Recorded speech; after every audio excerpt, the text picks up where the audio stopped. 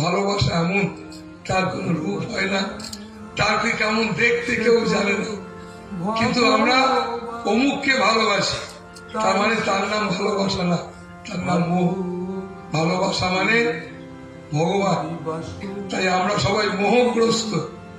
আমরা এই জগতের সমস্ত কিছুর মধ্যে মোহগ্রস্ত হয়ে মেতে আছি, যাকে আসক্ত বলে। আমরা আসক্ত।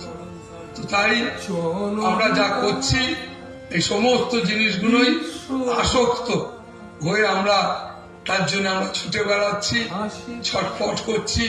ছেলে আমায়, বউ আমায়, সংসারের কতজন আমায় কষ্ট দিচ্ছে, অপমান করছে, তবু দুদিন 3 দিন পরে আবার সেই কেমন। কারণ আমরা সবাই আসক্ত।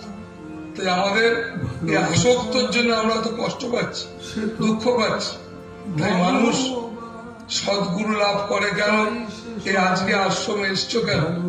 তুমি আজকে আমার কথা শুনছো কেন? কারণ তোমাকে আমি আসক্তির থেকে একটু বেরোতে বলছি।